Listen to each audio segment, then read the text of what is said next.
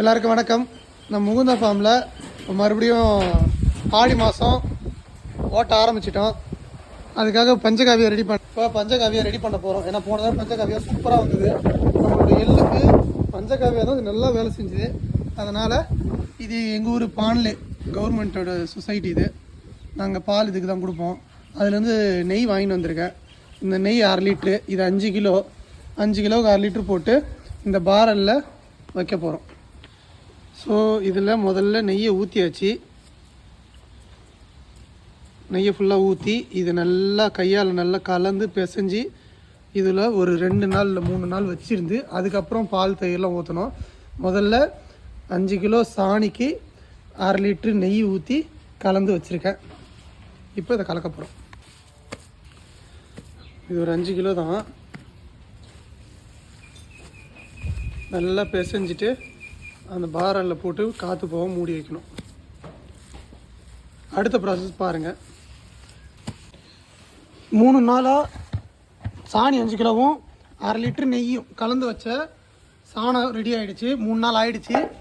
இப்போது 4 லிட்ரு கோமியம், 3 லிட்ரு தயிர், 2 லிட்ரு பால், இது எல்லாத்தையும் ஊற்றி கலக்க போகிறோம். கலக்கி 30 நாள் வச்சுருந்தோன்னா அது வந்து பஞ்சகாவியா. இப்போது 4 லிட்ரு கோமியத்தை ஊற்றுறோம்.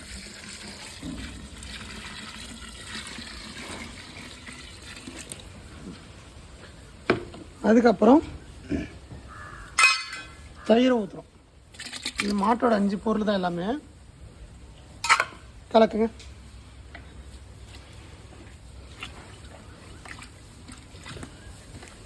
சரி,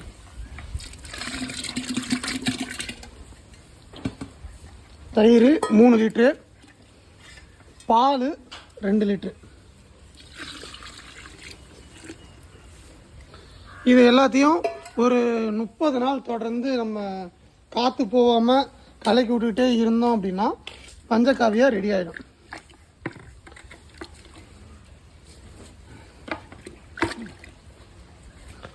ஸோ இதை நல்லா கலக்கி விடணும். காலையும் சாயங்காலமும் டெய்லி 2 வேளை கலக்கி விட்டுக்கிட்டே இருக்கணும். காற்று போக மூடி வைக்கணும். கொசு, இதெல்லாம் போகக்கூடாது. 30 நாள் தொடர்ந்து ரெடி பண்ணோன்னா நமக்கு பஞ்சகாவியா ரெடி ஆகிடும்.